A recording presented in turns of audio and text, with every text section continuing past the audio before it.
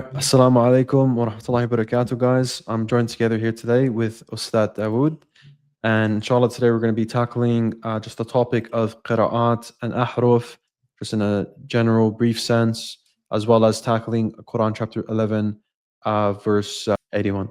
So we're going to be tackling that verse and discussing the variance between them. And we're going to be, inshallah, dissecting the claim that apparently these two qira'ats contradict by some Christian apologists. So inshallah, this will be really edifying for everyone and beneficial.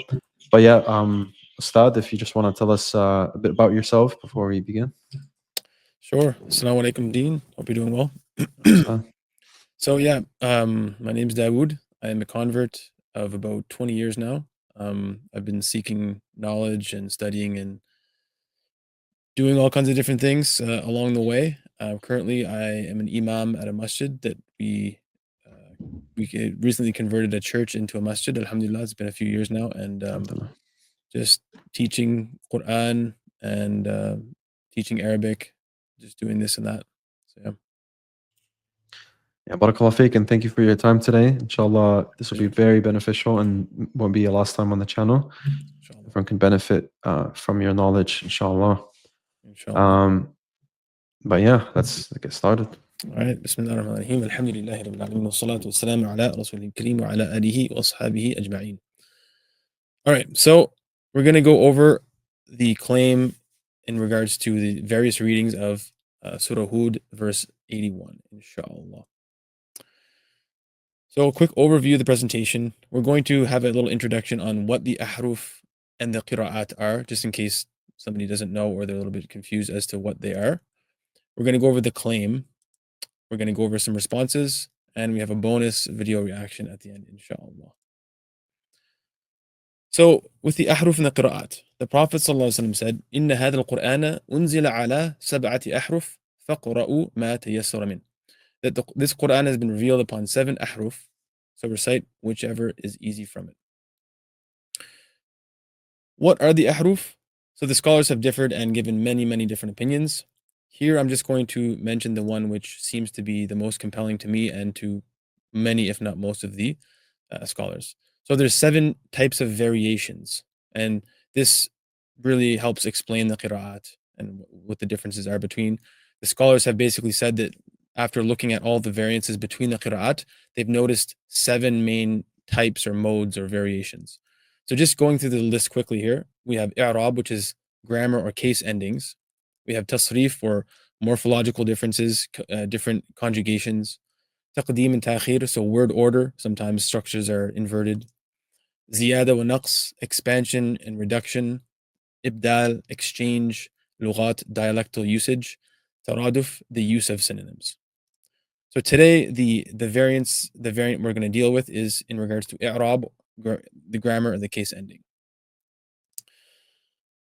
So what the ahruf are not. So this is just a few misconceptions that people may have, that the ahruf are not rules that people can just apply however they want. So for example, you understand that the case ending can be this way or that way. That doesn't mean that you can take like scenarios and add them however you want. The variations that we see, these are revealed and authorized by Allah subhanahu wa ta'ala and taught by the Prophet.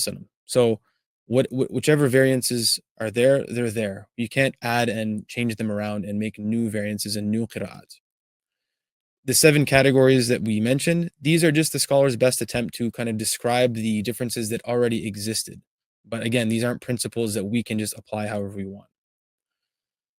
And I've categorized the differences into 2. One is ornamental or stylistic differences. These are things like pronunciation, accent, elongation, imala, assimilation.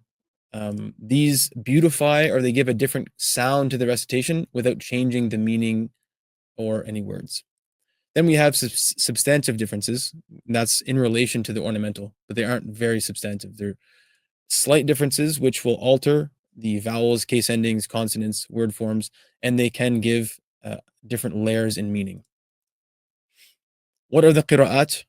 The qira'at are complete ways of reciting the Quran that were taught by the Prophet ﷺ and passed down generation after generation. Each qira'ah has its own isnad, chain of teachers going back to the Prophet ﷺ.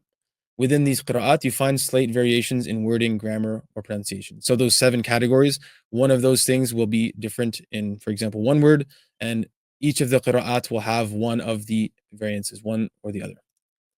So to simplify it, they're basically a qira'ah is like a bundle of what the companion heard from the Prophet ﷺ and how he recited it. And sometimes these overlap and sometimes they're unique. So maybe one qira'ah has one version or one variation, and all the other ones have the same one. So there's different ways that they mix and match. The variations are the preserved forms of the ahruf that Allah subhanahu wa ta'ala revealed. Okay, so there's a lot of overlap between the two if we're taking that view on the ahruf. Just some important points that will clarify some doubts that people have is that all the mass transmitted qira'at, all the qira'at which are narrated through tawatur, are considered the Quran. So Hafs and Asim is not more Quran than Warsh and Nafi', for example. They are not scribal errors. Okay, this is not something that they're like whoops and they just kind of let's just roll with it and keep it going. That's not the case at all. Scribal errors, just to comment on that, when anybody sees a scribal error, it's so obvious and you don't continue on with it. Right? This is the way the Quran is. They're not contradictions, despite the claims. There's no contradictions between the various qira'at. They're not new discoveries, even though that the Christian apologetics of today make it seem like the scholars are hiding this from you. Quite the contrary. We obviously have Quran schools that teach qira'at everywhere in the world, and it's always been like that. So it's not something new. So we're going to go over the claim in regards to the surah. So first we'll just read it. أعوذ بالله من الشيطان الرجيم بسم الله الرحمن الرحيم وقالوا يا لوط إنا رسل ربك. They said, so this is referring to the angels, O Lut, we are the messengers of your Lord. لن يصلوا إليك. They will never reach you. فأسر بأهلك بقطع من الليل ولا يلتفت منكم أحد إلا امرأتك. So travel by night, a portion of the night, and let none with your family, and let none of them turn back, or none of you should turn back except your wife. إِنَّهُ مُصِيبُهَا مَا أَصَابَهُم. Verily, she will be struck with that which strikes them. إِنَّ مَوْعِدَهُمُ الصُّبْحِ. Verily, the appointed time is the morning. أَلَيْسَ الصُّبْحُ بِقَرِيبٍ. Is not the morning near. Okay, so that's the verse in its entirety. For this presentation, we're just going to actually focus on the relevant part where the difference actually occurs. So we're not going to show the rest of the verse throughout the rest of the presentation. So what is the claim? The Quran contradicts itself. That's the conclusion. In one reading of 1181, Lut a.s. wife never leaves with the family. She's excluded from the start. In another reading, another qira'ah, she does leave with them, then turns back and is destroyed. These are mutually exclusive accounts of the same story. She can't both not leave and leave. Therefore, the Quran has a contradiction. Therefore, Islam false. That's kind of the main thrust of the argument. So now And we'll if just we could just, if you don't mind as well, if we could just add to this, the other recitations, where in other verses, that is, it mentions explicitly that she was left behind, like to be punished, right? So there's other Quran verses that says that explicitly, we'll get to that. Yeah, that'll be part of it for sure. right? And just another clarification that in the Bible it says that she did leave as well. Yeah, and then she looked back and turned into a pillar of salt or something, right? So we will take a look here at the standard qira'ah. That's basically the one that we would read, say Hafs and Asim. Let's take a look at what we're dealing with here. So this is what's known in Arabic as istithna, it's exclusion.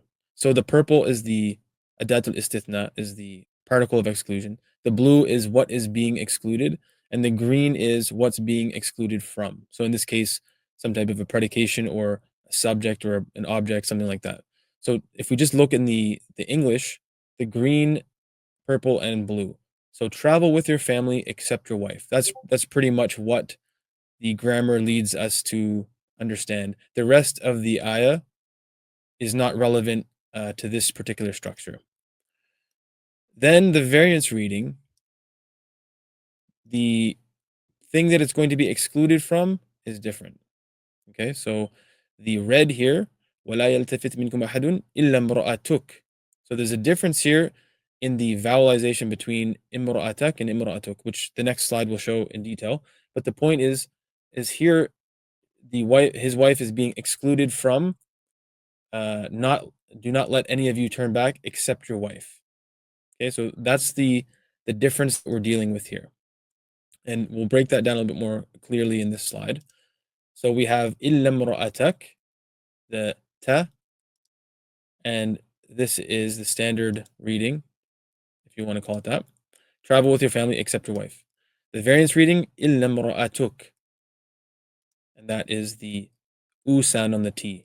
So tuk, none of you should turn back except your wife. So this is what's called i'rab. So this is one of the modes of variation where the grammar of the word is different than another qira'ah. How does this tie into the argument? So the standard qira'ah, she didn't go with them. The variance reading, she went with them. Conclusion is that that's a contradiction. Islam false. That's pretty much the argument, the claim. Okay, now we're going to go over a few responses just to have a little variety on our plate and hit it from a few different angles. There are other responses, but we have just a few here today. So first is going to be an analytical response. So this is looking at the argument itself, the structure and the premises and the conclusion and all that. So first off, the verse in question does not actually state whether she left or not. Okay, this is important because the first premise is that he went with his family, excluding his wife. She didn't go. Second point is that the verse does not say that she turned back from the journey, because the second premise was that she turned back from the journey, meaning that she must have went with them. And that's where they make the contradiction. So in the verse, Lut alayhi salam is being ordered to travel by night with his family. So if we look at the Arabic or the English, فَأَسْرِ بِأَهْلِكَ, this is actually a command verb. And the second part, so the command verb obviously does not state whether she went with them or not. It's a command verb. It's a command. It's not giving the information. The second part, وَلَا يَلْتَفِتْ مِنْكُمْ أَحَدٌ, this is a prohibition. So it's like a third person prohibition, or you could say like a negative command to not turn back. But that doesn't actually tell you whether she turned back or not. So it does not state whether she turned back or not. The verse is prescriptive, not descriptive. So meaning that within this quote, these two parts that we're dealing with, they're actually not descriptive, they're prescriptive. Now, what does that mean?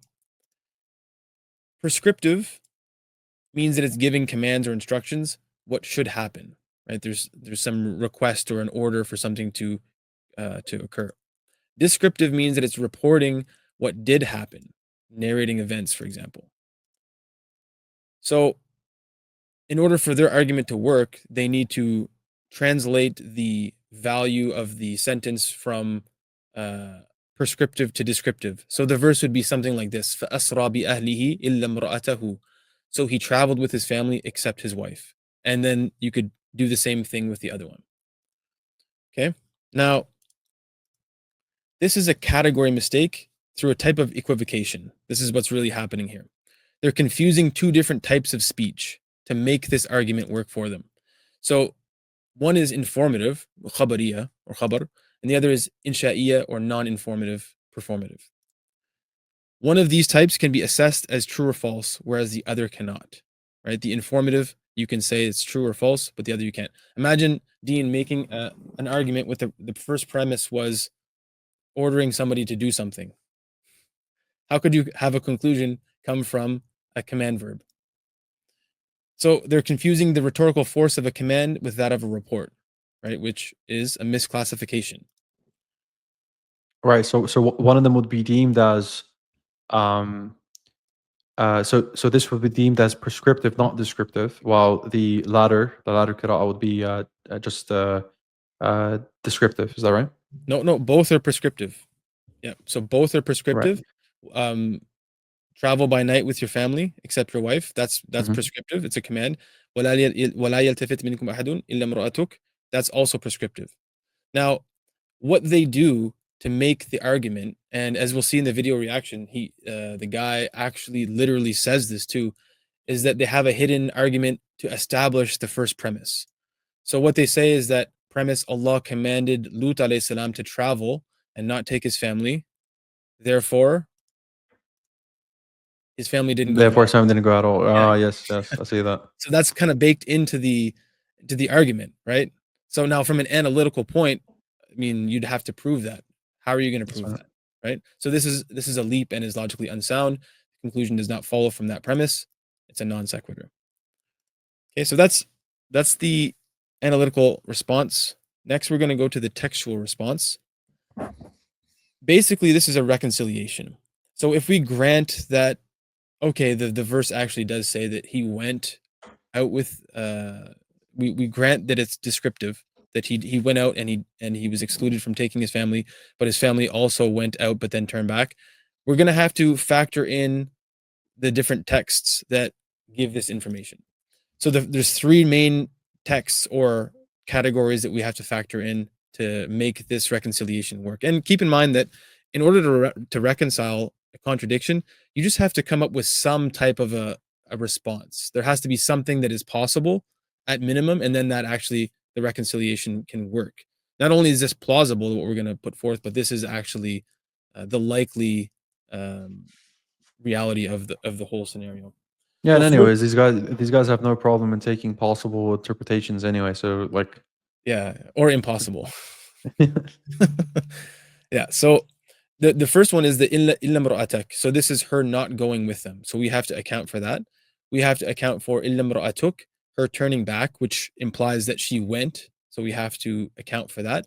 And as you mentioned before, Dean, other verses mention, so 783, 26, 171, 2932, kanat min al-ghabirin, that she remained behind. And that is descriptive. So that's a very strong point that we have to consider, is that she definitely was with them when they were punished. And that comes in a few different places, in a few different right, and then also remaining behind. I don't know if you get into that, but that al-ghabirin, for me, that seems kind of ambiguous. Does it mean that she was literally behind, like there, or was she part of those that were punished? Right. So Yeah. that's yeah. So for this particular response, we're going more towards literal the literal kind of understanding of the ayah, the verse from a like physical perspective. But this could also kind of go into our third response as well. But that is a great point. I don't want to overload with too many things, because there are just so many responses that you can give to this. It's quite easy to respond to. So if we look at the various mufassirun, I know Testify is probably afraid of this list to try to pronounce them all, but classical tafsir like Kuturbi, Tabari, Bagawi. that's terrible. And me as a kuffar here. So I looked into just these tafsir. We have classic, the older ones. We have some of the newer ones, and what I found was that all of them acknowledge the variances. They all mention the two readings and the meanings that they convey. They all agree that she was left behind, and both readings lead to the same outcome, which is her doom and destruction. So they're all in agreement in that. Now, some of them, they just left it at that because they're like, we don't need to comment further. Some of them gave a reconciliation by saying that she went out initially, but turned back and was destroyed. Right? So the command, فَأَسْرِ بِأَهْلِكَ, this doesn't necessitate that she didn't go initially. Right? You can't make that leap and that jump. So, for example, he's like, I'm not bringing the wife. She sneaks out, she goes out, and then she realizes that her people, the bad people of her place are going to be destroyed, or are being destroyed, and then she turns back and goes to them. She's with them and she gets destroyed. It's a pretty straightforward reconciliation. And so the point of bringing this is not to say, oh, well, we always have to go outside the Quran. It's just that this is not a post hoc understanding. This is something that is found in our literature. And another point to add to this, if Sure. you just pause here for a sec. Yep, sure. I don't have this source on me right now. Actually, Jesus does imply that she left and she turned back and she went back. in the Gospels, which is really interesting. Are you going to go more in detail on this in response 3, or is this where you leave Nope. it and you go to something else? Response 3 is a completely different style. Completely of different? Okay, response. beautiful. Okay, so we'll start here then. So the Under this implication, understanding? yeah. So what the original claim is that the first reading says that is a command to set out with your family, except your wife. Mhm. The second reading is don't turn back. None of you should turn back except your wife, meaning she can turn back, meaning she will go and she can or will turn back. That's kind of what we're going to grant for this. And then you Right. have So the reconciliation would be, like you stated, was she did she was left behind by Lut alayhi salam, but she snuck, or she would have left some way, realizing that, oh, if he's leaving, there's probably something happening, right? So he would have left with his daughters. She would have snuck out, and then at the last second, she would have been realizing, hey, there is something going on. That's why he's leaving. Let me go get my stuff, or let me go help some people that I want, that are my allies left in there, or whatever it might be. And she goes back for that, and then that's how she's actually, so then. yeah, Yeah. that could be one. So I think the tafsir seem to mention her crying out like, "Oh, my people," and then she goes back. That's kind of the way that they paint it. It was more like she realized, I don't want to be with Lut alayhi salam anyways. I want to be with my people, because that they're kind of like-minded, and she was to remain with them in that sense. Um, so, but I mean, either way it can work, that whether she was, she forgot her lipstick or whatever she wanted to. Whatever it might be, right? Yeah, The point is, for some reason, she would have ended up with those that were punished. For whatever reason, she went back, right? that's for sure. And Right? Everybody agrees on that she was destroyed with them. But right, the okay. main point of that's not mentioned in detail is the fact that, did she go out with them or not? And if she did, what does that really entail? Like, what does that look like? Did she, like, when in the next slide will kind of bring everything together and make more sense of it. But as far as the ayah itself is not saying that she went with them. All right. Like, we don't have to actually even commit to that. And there's other responses, like, what does yaltafit mean? It doesn't necessarily mean to turn back. It actually just means turn towards something. So meaning that Right. none of your family should look at the punishment, otherwise it's going to get them. So she whatever she was doing, she looked at it. Everybody else in that were left behind, they looked, but Lut alayhi salam's people didn't look, right? Except his wife. She looked, turned. Iltafata yaltafitu just means to actually turn, doesn't actually mean to return from a journey. Although it's used from Right. that, because you turn, right? Right. Okay, so there's a lot of things you could say there. And just under this understanding, just to make it clear for everyone, we're saying that the verse that says, "Don't bring anyone but don't bring your wife, bring everyone but your wife." That's the first one. And under this understanding, he would have left and she would have followed suit, but Lut alayhi salam wouldn't have taken her with him. Then what would have happened is she would have turned back, maybe turned around, went back, literally went back, whatever it might be. Then she would have been punished, right? Now, that's how you reconcile the two. But then, like, the intricacies, you can say whatever you like. There's many ways you can, as the Ustad mentioned, there's many ways to mention the details or how exactly it happened.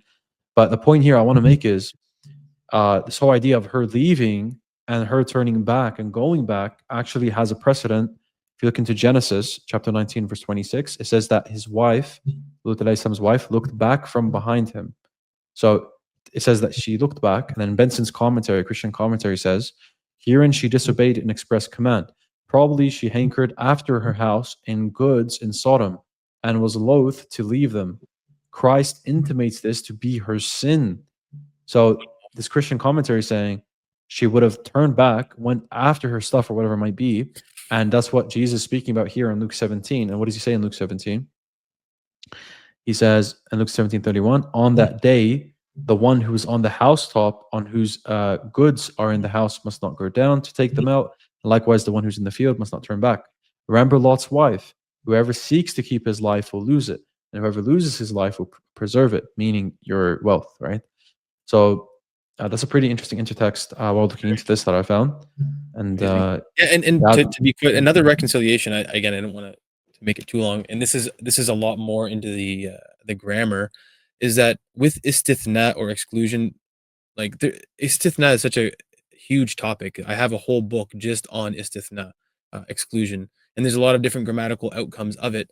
And so there are other interpretations that the grammarians give, and in a way that both readings could be excluding her from not turning back, right?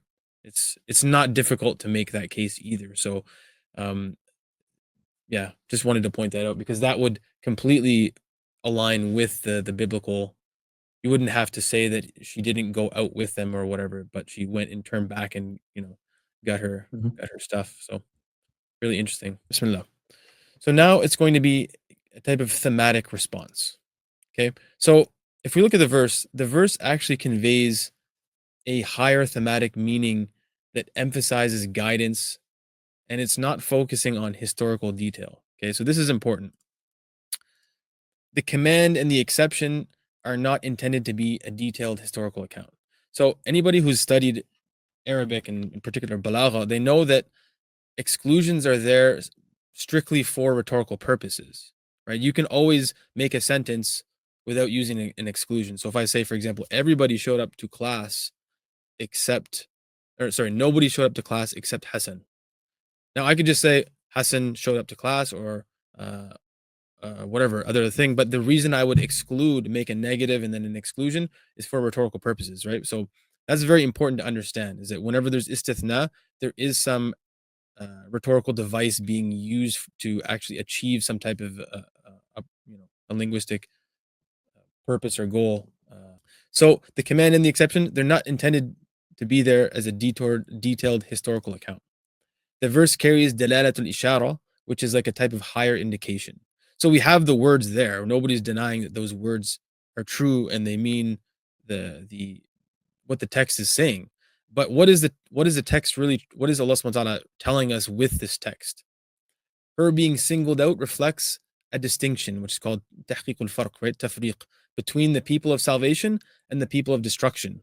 Right? This is, I mean, that's what the verse is. That's really what is happening there. And this is serving as an ibrah or an admonition. Okay. And this is a very common Quranic motif that Allah subhanahu wa ta'ala makes a distinction between two types of people or things, right? Light and darkness, all these things, to highlight something and establish this distinction to create a contrast. And contrast is very beautiful. We know the famous poet Al-Mutanabbi, he said, وَبِضِدِّهَا تَتَبَيَّنُ الْأَشْيَاء, right? By opposites, we come to know things. The opposite becomes clear, right? So guidance and misguidance and deviation, so on and so forth. This is known as tamyiz or tafriq. So this is basically a rhetorical function of istithna and drawing this distinction. The purpose is ibra or moral lesson, not an exhaustive historical detail. Right? If anybody was expecting that verse to give you details in a history lesson and give you physical, okay, well, what color clothes was she wearing, and that's just not the purpose of the verse. Perfect example in this is to show about taking an ibrah, right? That in Surah Al-Hashr, Allah subhanahu wa ta'ala says, فَاعْتَبِرُوا يَا أُولِي الْأَبْصَارِ. So take lesson, O people of insight. Now this comes after he mentions the expulsion of Banu Nadir from their homes around Medina. So he mentions a type of historical account in a very brief way. And then he says this, فَاعْتَبِرُوا يَا أُولِي الْأَبْصَارِ. Quite literally, take a lesson from this, O people of insight. So there's a warning to that disobedience and treachery is going to lead to downfall and deviance and so on and so forth. So this is very, very, very common in the Quran, and I would argue in other like the Bible as well. So to critique these verses on missing details is a type of category error, right? It's like using a voice recorder to capture the facial expressions that a speech has on listeners, right? It's just the wrong tool or lens. Why would you critique that verse on some type of, oh well, the chronology is not to my liking. It should have been more detailed or more explicit. And this is kind of like the David Wood, oh, the Quran says it's clear. The Quran says it's clear. The Quran is very, very clear, crystal clear. But where Allah subhanahu wa ta'ala wants to be clear, He's clear, and where that type of detail is not beneficial, he leaves it out. The main aim of the verse is symbolic distinction and moral admonition, not chronology and archaeology. Okay, that's just a reality. Another point that I wanted to make with this is that this kind of higher purpose indication is used by biblical exegetes, including Paul and Isa alayhi salam himself, Jesus, peace be upon him himself, throughout the Bible, and Christians use this all the time. So just one example here, 1 Corinthians, that Paul basically mentions the story of Exodus passing through the Red Sea, and he explicitly reinterprets it as a basically symbol for baptism. He says they were all baptized into Moses in the cloud and in the sea. So he literally takes this historical event and presents it as a sign pointing to a greater reality or something to reflect on. Paul's not simply reporting history, but he's layering a new symbolic significance on top of it. So we don't disagree that you can do that, right? We may disagree with the level that the Christians take it, and when are they just making it up to escape some type of an argument being put forth to them? I mean, all this stuff that I'm saying here, you can find this in tafsir written long before Christians were making these arguments. So this becomes like a very common accepted Christian hermeneutic that historical events are types pointing to their later spiritual truths. And this is, obviously accepted, and Christians, they don't have a problem with this. So to criticize the Quran for this, saying that, oh, well, the historical aspect of it, the details are missing, but then not apply that same standard to the Bible and how Paul would do something like that, this is a double standard. Okay, so just a quick summary of the responses, that all these responses stand together. It's not like we can only use one out of the three. All three are sufficient. The first is obviously kind of like an undercutter argument, like it just completely destroys their position. This objection is addressed on multiple levels, and even within each of those responses, there's a lot more. Like I had to really limit what I was putting in here just to make sure that the time didn't go too long. So the objection was resolved logically. We exposed that there's a category mistake. They're conflating or they're equivocating between prescriptive and descriptive, and they're using that in an argument to prove something is descriptive when it's really prescriptive. Then we talked about how to reconcile the text. Then we mentioned the thematics of it, showing that the Quran's aim is ibrah, or admonition to take a lesson, not a detailed account of chronology and archaeology. So at this point, we have the bonus reaction. If you're ready, inshallah.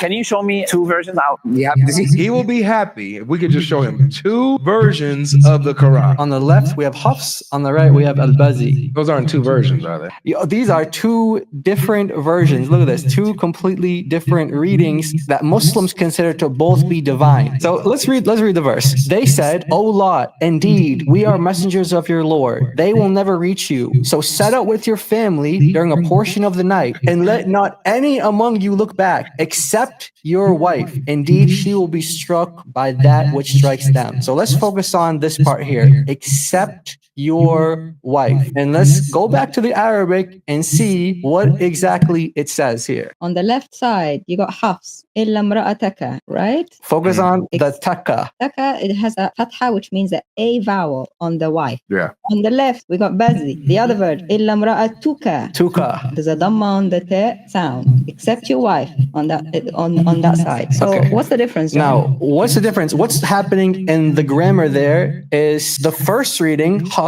says, "So set out with your family during a portion of the night, except your wife." So he's being commanded to set out with his family during a portion of the night, except his wife. So his wife is not coming with him. To leave the wife behind. Right there, I'll go back to it. But he basically read the verse. He said, so he's commanded to not take his wife, so the wife's not coming with him. Right? He's made that jump. And then he goes on and says the same thing about the second part. I'll just go back to there, but just wanted to point that out, that he is actually making that leap. No, I see that. No, I definitely see that. He's making that logical leap that therefore, because he is commanded that you shouldn't take her with you, therefore she is not going to go with you. Yep, that's exactly a big distinction. He does the same thing with the variant. He says the same thing. Other reading says, "So set out with your family during a portion of the night, and let not any among you look back except your wife." So she's coming with them. Right. That's the assumption that she's coming with them. Yeah. Yep. He's just made the category mistake. He's just basically asserting that the Quran is giving us a description and not quoting a prescriptive part of the what was said to Lut alayhi salam. But she's going to look back. So everyone else is going to be there, but she's the only one that's going to look back. So is she coming or not? Is she committed to come or not? Ustad, if we could just stop there for a second. So if I was presented with this, let's say just in a debate format or just a discussion, what's the simplest, quickest, most effective way if someone says, "Oh, it looks like it's contradicting here"? What would that be from everything that you provided so far? What would be the most effective, you think, if you want to give a quick response and ensure that it is actually effective?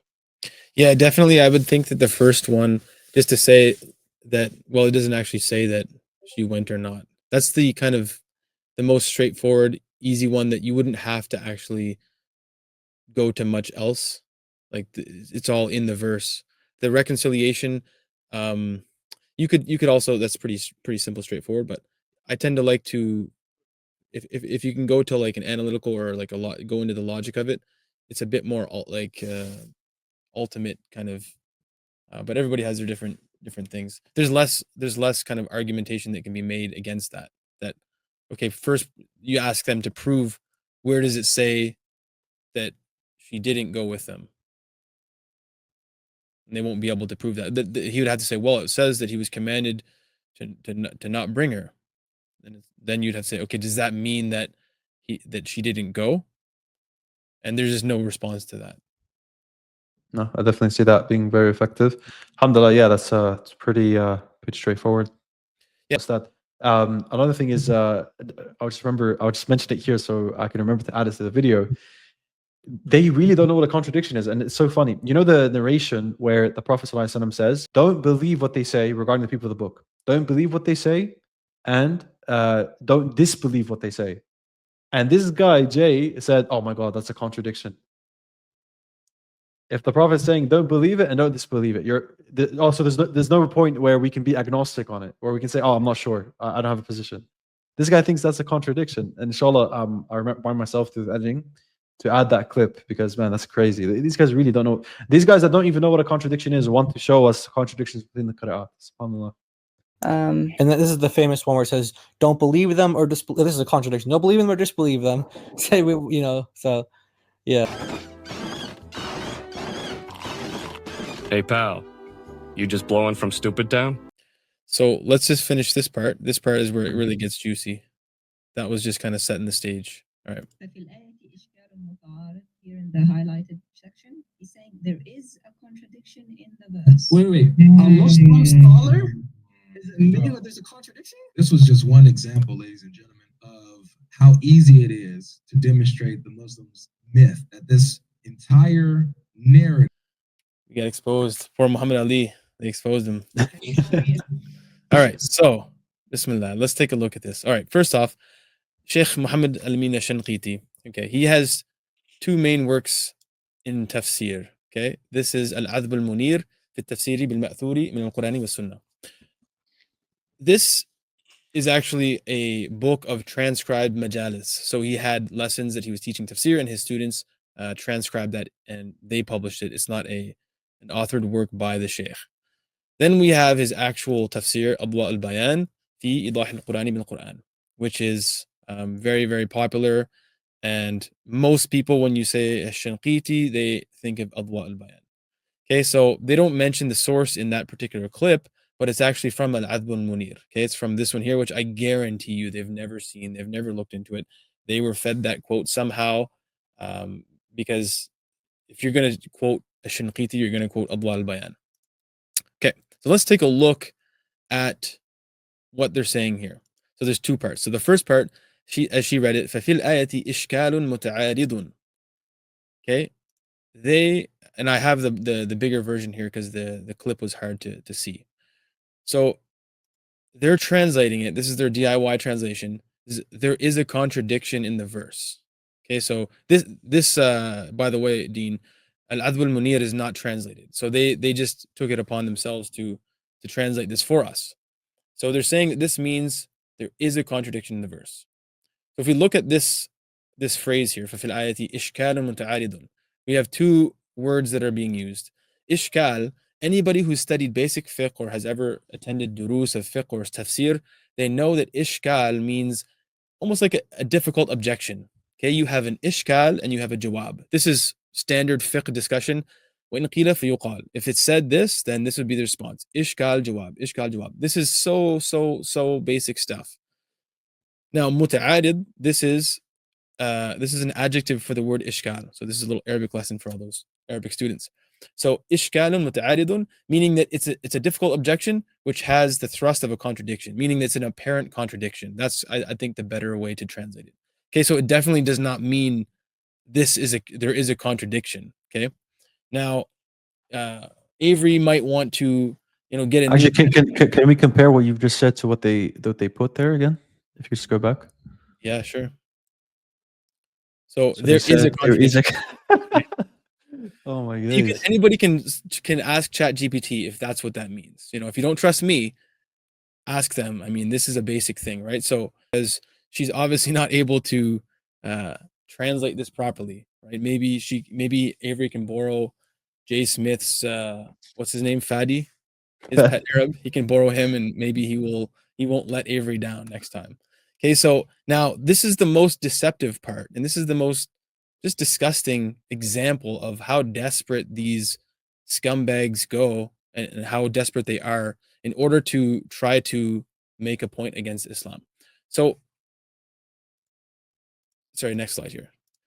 If you just scroll down in the text, you see that actually Ash-Shinqiti explains and he gives a reconciliation, right? So he says, وَجَمَعَ بَعْضُ الْعُلَمَاءِ بَيْنَ الْقِرَاتَيْنِ بِأَنَّ إِلَى آخِرِهِ. He says some scholars reconcile between the two recitations by, right? So this is literally in the book, and I don't know why they just stopped there. It's confusing me. Why would they just stop there, Dean? Like, well, we know the Christians are big on the tahrif, so I think my understanding, my interpretation's more plausible. So if we go back to the slide that I made on the Mufassirun who actually reconciled, we find a Shanqiti there. And he explains that whether she stayed behind or went a little, turned back, the outcome is the same. She was destined to perish, excluded from salvation of Lut alayhi salam's family. So if anybody's going to be quoting Shanqiti, they're going to go to Adwa al-Bayan. So why did they go to Al-Adhb al-Munir, which is very difficult to even find? To be honest, I didn't even know that book existed. But you go there and then you just cut out half the quote and expect the listeners to believe that he's like, there's a contradiction. Let's all walk away. Let's just walk away Oh from man, this. yeah. When I was trying to look it up as well to verify, I couldn't even find the book. Yeah. So we ask Avery, is this okay? Is this an okay thing to do as a Christian? Is this an honest thing that is acceptable to deceive your audience and to act like, oh, the Muslim scholars are admitting that there is a contradiction in this? Are you going to make a correction on this and fire your pet Arabs, or are you just going to move on? That's a question for Avery. So this would be like, we take this quote of Augustine here. We say that, oh, he's actually claiming there's a contradiction, Dean. You see, he says, for if this was the manner in which the incident took place, how can Matthew's statement that there came to him a certain centurion be correct, seeing that the man did not come in person, but sent his friends?